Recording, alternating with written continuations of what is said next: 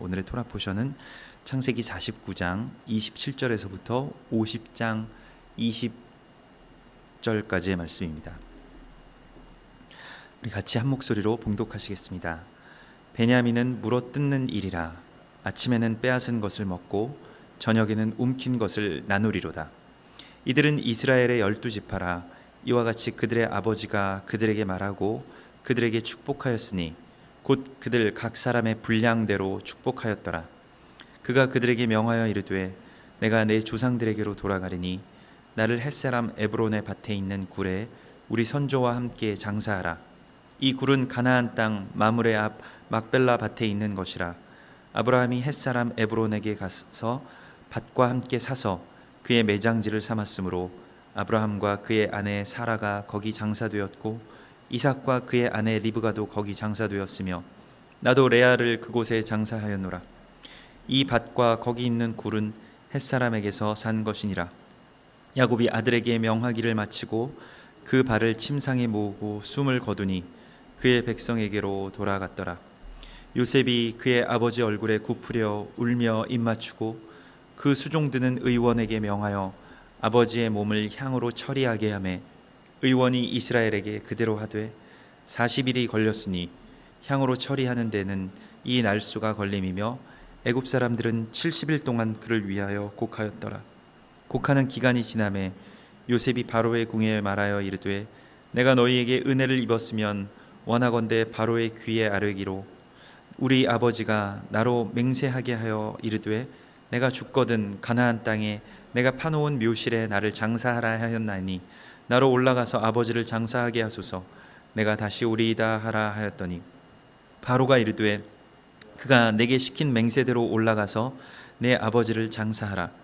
요셉이 자기 아버지를 장사하러 올라가니 바로의 모든 신하와 바로 궁의 원로들과 애굽 땅의 모든 원로와 요셉의 온 집과 그의 형제들과 그의 아버지의 집이 그와 함께 올라가고 그들의 어린 아이들과 양떼와 소떼만 고센 땅에 남겼으며 병거와 기병이 요셉을 따라 올라가니 그 때가 심히 컸더라.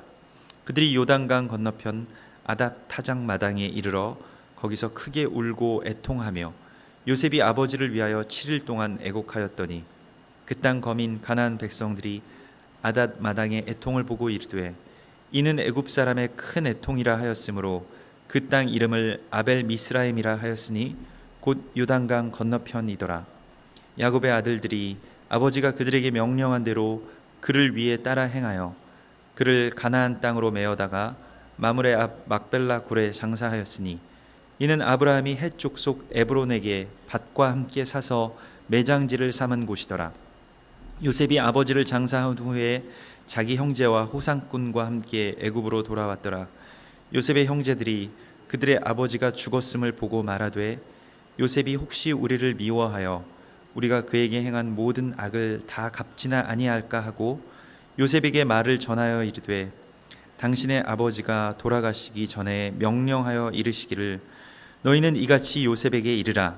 내 형들이 내게 악을 행하였을지라도 이제 바라건대 그들의 허물과 죄를 용서하라 하셨나니 당신 아버지의 하나님의 종들인 우리 죄를 이제 용서하소서 하매 요셉이 그들이 그에게 하는 말을 들을 때에 울었더라.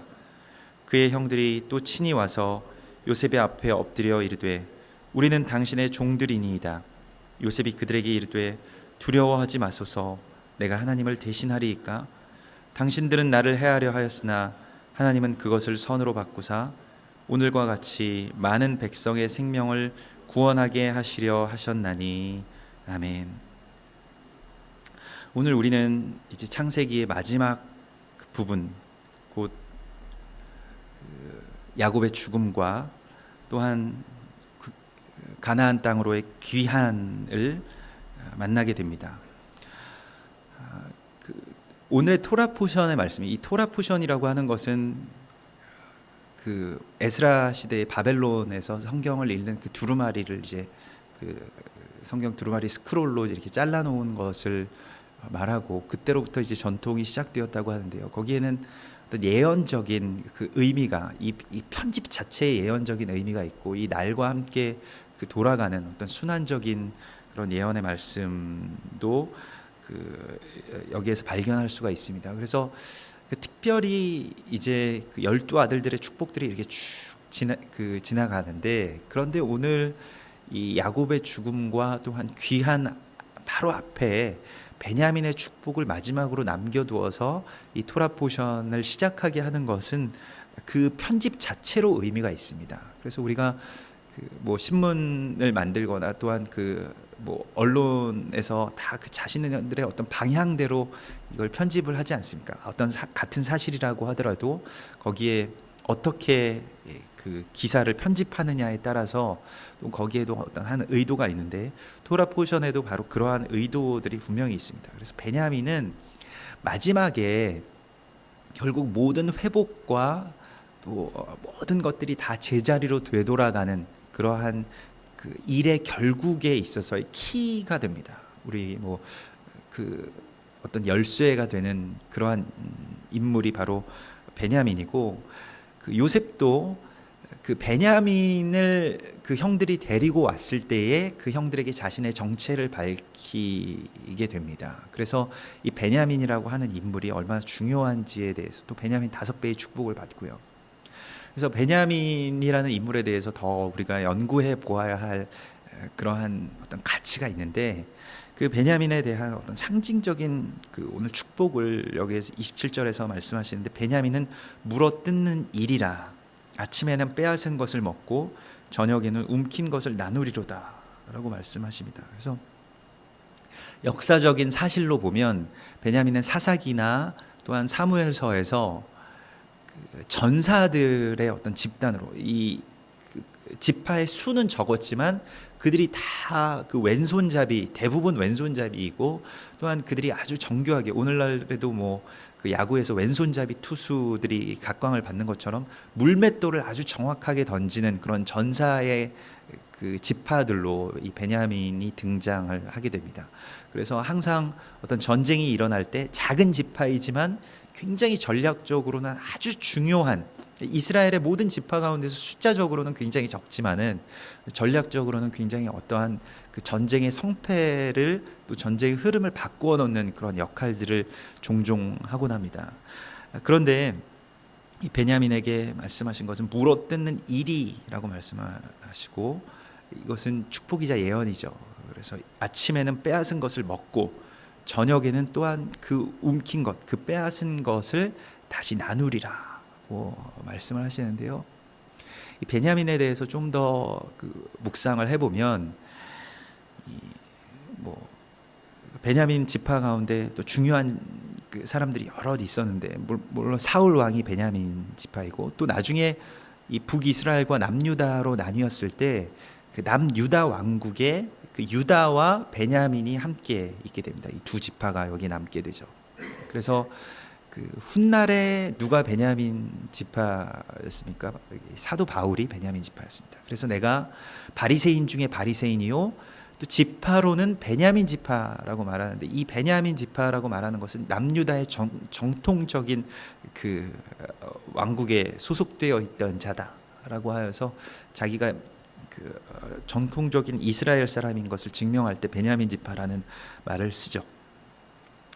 근데 이 베냐민 지파가 물어뜯는 일이라고 하는 것에 대한 예언은 또 우리가 신약에서 어디에서 찾아볼 수 있냐면, 바로 이 마태복음 11장에서 세례 요한의 때부터 지금까지 천국은 침노를 당하나니 침노하는 자는 빼앗느니라고 말씀하시면서, 예수 그리스도를 믿는 유대인들에 대한 말씀으로, 이 침노하는 자와 같은 유대인, 또 메시아닉 유대인에 대한 말씀으로 이 베냐민 지파에 대한 말씀이 또 연결됩니다. 그래서 이것이 결국 베냐민 지파라고 하는 것은 결국 어떤 것이냐면, 이 남유대 왕국의 남은 자들로서 이 10지파는 이제 흩어진, 말하자면 야곱의 다른 나머지의 10아들들이고, 이 라헬의 아들들 요셉과 이 베냐민은 또한 예수 그리스도와 또 남은 자들, 또 남은 유대인들, 또 특별히 메시아닉 유대인들을 상징하는 것으로 그렇게 보여집니다. 그래서 침노하고 또 그리스도 예수를 받아들이고 또 가장 먼저 그런 그 돌파의 그 영을 받아서 그 이스라엘 백성들 그 가장 앞서서 돌파하는 자들로 그러한 전사들로 이곳에서 그렇게 축복을 받게 되고, 또한 그들이 빼앗은 것을 저녁에는 그 움킨 것을 끝까지 그들이 놓지 않은 것을 나누게 될 것이다. 그의 형제들과 나누게 될 것이라고 말씀하시고, 이것이 결국 마지막 때에 또 일의 결국에 있어서 오늘날에 있어서 이스라엘의 회복에 가장 중요한 역할을 하는 메시아닉 유대인들, 그 무화과 나무에 돋은 새 잎사귀와 같이 될 것이라고 성경은 기록하고 있습니다. 그래서 이와 같이 이스라엘의 12지파에 대한 축복이 다 끝나게 되고, 그들의 분량대로 또한 그들의 맡은 그 분깃대로 야곱이 다 한 사람 한 사람씩 각 지파를 대표하는 그 아들들에게 축복을 합니다. 그리고 이 축복과 예언은 그대로 성취되죠. 그리고 그 마지막 유언은 이제 나를 가나안 땅에 막벨라굴에 장사해 달라는 것입니다. 그 막벨라굴은 우리의 할아버지가 헷 족속에게서 산 것이다. 그것은 우리가 알고 있는 것과 같이 사라의 죽음 때에 그 사라의 죽음으로 인하여서 겨우 아브라함의 평생에 그 가나안 땅의 어떤 한 지점만을 살 수가 있었는데, 그곳이 바로 막벨라굴인 것입니다. 가나안 지역을 그냥 아브라함은 이방인으로서 떠돌았을 뿐이지만 평생 땅을 한 평 소유하지 못하였죠. 왜냐하면 가나안 사람들이 팔지 않았기 때문입니다. 이 당시 토지라는 것은 팔 수 있는 개념이 아니죠. 토지를 팔 수 있다, 사고 팔 수 있다, 이게 재산이다라고 하는 개념은 아주 근대에 생긴 것입니다. 근대 유럽에서 생긴 것이고, 토지라는 것은 이 바람과 공기와 물처럼 소유를 할 수가 없는 것입니다. 그냥 다 같이 쓰는 것이죠. 하나님께서 우리 가운데 주신 것이고, 그것을 그 조상 대대로부터 그냥 물려받아서 우리의 것이지, 우리가 무슨 강을 판다, 이 지역의 공기를 판다, 이런 것이 있을 수가 없는 것처럼 그러한 그 개념 자체가 없었지만은, 그러나 기적적으로 또한 그들이 아주 그 급박한 상황이 되거나 또한 아주 피치 못한 상황이 되었을 때만 토지를 누군가에게 대가를 받고 넘겨줄 수 있었는데, 이것은 그 정당한 이유 없이 이걸 팔게 되면 굉장한 수치로 여기고, 이게 그 조상들에게 큰 죄를 짓는 것으로, 또한 하나님에게 그것을 자신에게 그 자신의 대대로 자신의 민족에게 준 분들에게 그 누를 끼치는 것이라고 생각하였기 때문에 그렇게 한 것이죠. 그래서 그 막벨라 굴을 이제 사게 되었다라고 하는 것은 어떤 한 죽음으로 말미암아 이 땅을 소유하게 되는 것을 말하는 것이고, 그래서 그 작은 땅을 그들에게서 샀다라고 하는 것을 계속 야곱이 이제 강조하는 것은 그 땅만큼은 우리의 것이다, 그 굴만큼은 우리의 것이다 라고 그렇게 말합니다. 그래서 그것은 햇사람에게서 산 것이니라 계속해서 말하는데요. 그런데 이 막벨라 굴이 어디 있냐면 그 마므레 앞에 있다고 성경은 기록하고 있습니다. 이 마므레는 우리가 기억하는 것이 아브라함이 가나안 땅에 처음 가서 그 마므레 상수리 나무 앞에 제단을 쌓고 하나님께 제사드린 곳입니다. 하나님께 예배한 곳입니다. 그래서 첫 예배가 올려진 그곳으로 다시 그곳으로 돌아가는 것이죠. 그래서 하나님이 너희는 흙이니 흙에서 왔다가 다시 그 흙으로 돌아갈지니라고 하신 것처럼, 이 가나안 땅의 그 마므레 앞, 그것은 처음 아브라함이 시작한 그곳으로 우리 다시 돌아가야 된다. 이 한 서클이 이제 돌아가게 되는 것이죠. 그래서 이러한 그 햇사람에게서 우리가 산 것이니라고 하소, 그것은 우리의 땅이니라고 그 유언을 한 이후에 야곱은 아들에게 명하기를 마치고 그 발을 침상에 모으고 숨을 거두었다라고 성경이 기록하고 있습니다.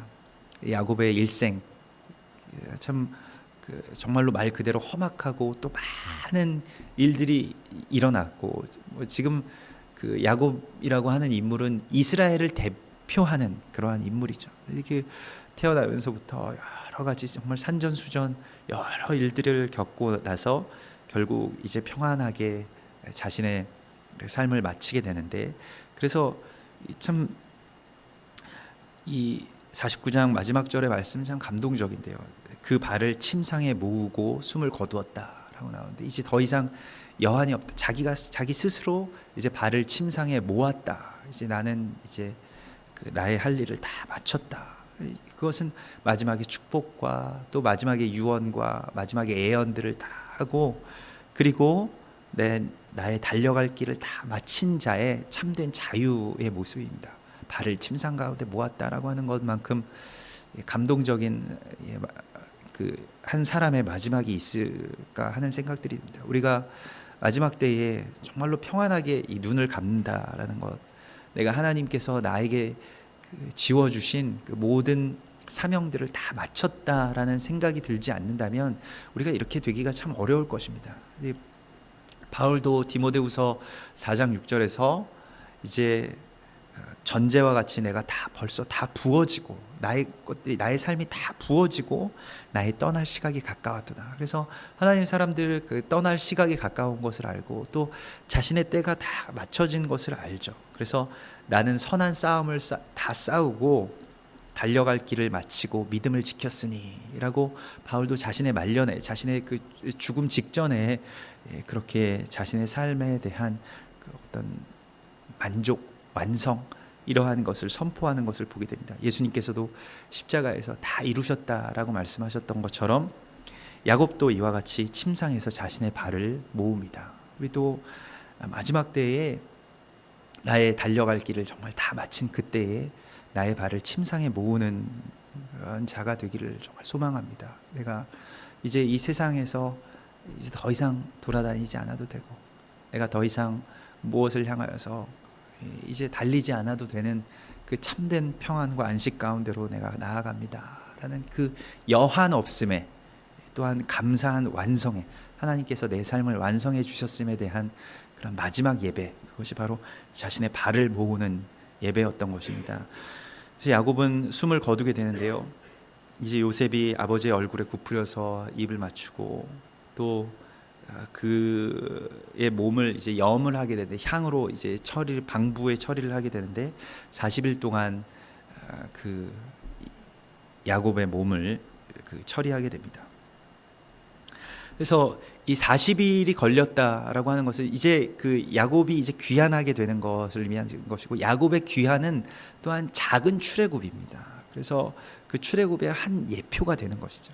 그래서 애굽 땅의 부와 또한 애굽 땅의 가치에 너희가 매몰되지 않고 세상에서 가장 살기 좋고 가장 부강한 나라인, 또 인본주의의 가장 극강한 나라인 이 애굽에 끝까지 거하지 말고 다시 이곳에서 나와서 약속의 땅을 향해서 가라고 하는 그 야곱의 유언이 그대로 나중에 훗날에 이제 이스라엘 백성들의 출애굽으로 이어지게 되는데, 그래서 40일 동안 이 야곱의 죽음의 그 향을 처리한다라고 하는 것이 훗날에 그 40년 이스라엘 백성들의 그 광야 생활과 또한 맞물리게 됩니다. 그래서 지금 애굽에서 이 70일 애굽 사람들이 70일을 애곡했다라고 하는데, 이 70일 동안 애곡하는 기간은 왕이 죽었을 때 70일 동안 애곡하는 것입니다. 그래서 특별히 야곱의 죽음 가운데서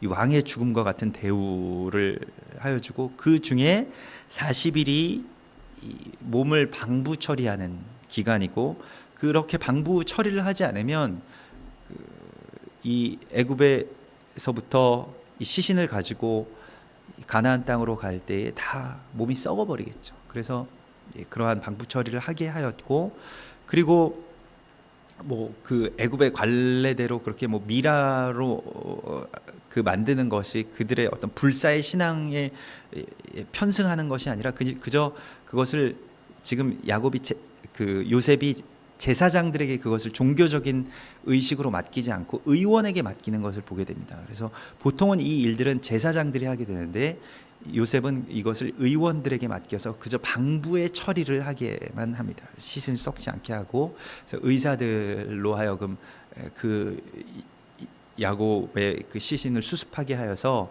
이제 앞으로 갈 길에 대해서 준비하게 합니다. 그래서 그곳으로 들어가게 하는 것인데, 이것이 이제 그 40년 또 40일, 이것은 어떤 자아의 전적인 죽음을 의미하는 것이죠. 세상에 대하여서는, 또 이제 이 그 자아에 대하여서는, 또 애굽에 대하여서는 이제 완전히 죽은 자요, 그리고 하나님의 나라에 대하여서는 산 자로 나아가는 그런 의미를 갖고 있습니다. 그래서 40일로 그렇게 40일 동안 하게 하고, 또한 애곡하는 기간이 이제 30일이 남아 있는데, 훗날에도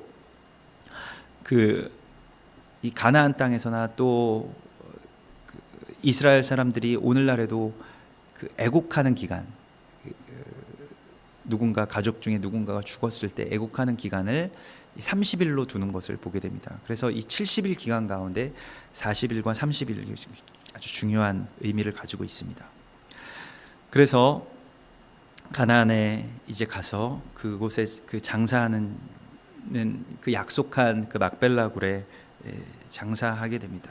그래서 아브라함이 헷 족속 에브론에게 밭과 함께 사서 매장지를 삼은 곳이라, 계속 그곳이 산 곳이라는 것을 말하고, 그 막벨라 굴은 굉장히 중요한 의미를 가지고 있는 것으로 성경을 기록하고 있습니다. 그래서 어떤 한 사람의 죽음으로 말미암아서, 이 특별히 이스라엘의 어머니의 죽음으로 말미암아서, 이 사라라고 하는 이 어머니의 죽음, 할머니의 죽음으로 말미암아서 사게 된 그 땅을 그들에게 다시 돌아가게 된다라고 하는 것은 아주 깊은 의미를 가지고 있고, 또한 오늘날에 이제 이스라엘의 땅의 회복에도 그런 그 어떤 열쇠를 가지고 있는 것으로 우리가 보게 됩니다.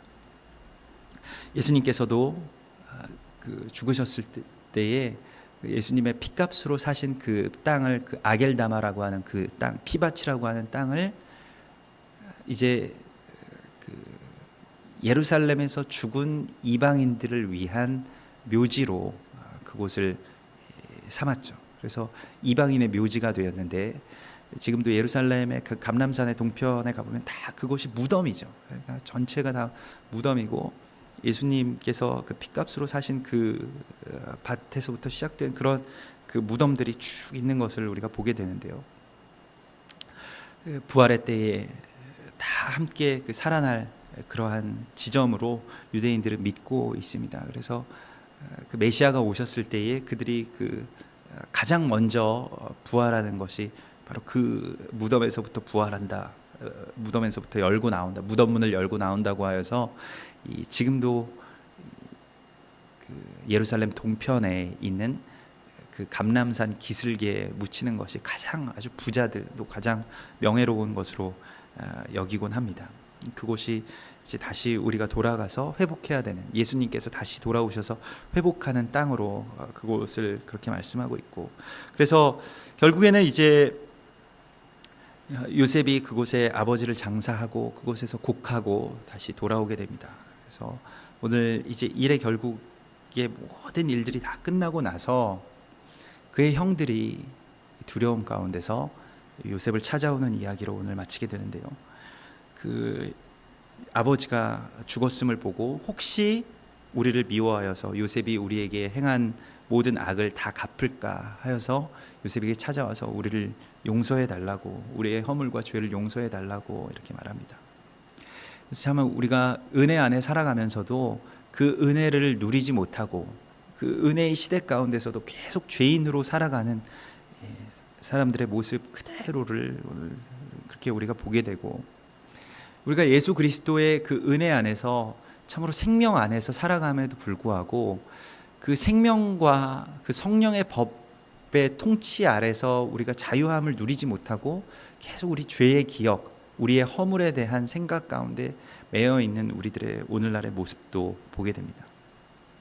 그러나 요셉은 이 형들의 모습을 보면서 웁니다. 그리고 정말 형들이 그 은혜 안에서 그 언제쯤 나에게 정말로 돌아올 수 있을까, 거기에 대해서 한탄하면서 울고, 그러나 이제 다시 형들에게 당신들은 두려워하지 마십시오. 내가 하나님을 대신하겠습니까? 나는 당신들을 심판하지 않겠습니다 라고 그렇게 말합니다. 예수님께서도 심판할 권한을 하나님께서 내게 주셨으나 나는 아무도 심판하지 아니하겠노라 하시겠다고 말씀하시면서 이 요셉의 말과 같은 말씀을 그들에게, 제자들에게 하십니다. 그와 같이 당신들은 나를 해하려 하였으나 하나님은 그것을 선으로 바꾸사 오늘날과 같이 많은 백성의 생명을 구원하게 하시려 하셨나니 라고 하면서, 이것이 이제 훗날에 또한 유대인들에게 또 우리들에게 그리스도 예수를 십자가에 못 박은 그 많은 세상의 모든 사람들에게 하는 그리스도 예수의 용서의 선포입니다. 그리고 이 선포를 오늘 우리 가운데도 하시고 있습니다. 그래서 십자가에 못 박으려 했던 그런 모든 시도들을 하나님께서 선으로 바꾸시고 하나님의 그 거룩한 날에 많은 사람들의 생명이 구원되게 되는 그 역사의 시작으로 주님께서 만드신 것을 이제 야곱의 아들들이 깨닫게 됩니다. 일의 결국은 이렇게 될 것이라고 주님께서 말씀하십니다. 이것은 창세기의 끝이지만, 그러나 또한 이 세상의 끝에도 이러한 일들이 일어나게 될 것이고, 야곱의 아들들, 곧 이스라엘에 흩어진 모든 아들들이 이것을 깨닫게 되고, 또 유대인들이 이것을 깨닫게 되고, 그래서 함께 우리가 정말로 그리스도 예수의 은혜 안에서 그 생명 가운데 왕노릇하는 그 날을 주님께서 우리에게 주실 것을 약속하십니다. 우리 함께 같이 기도하겠습니다.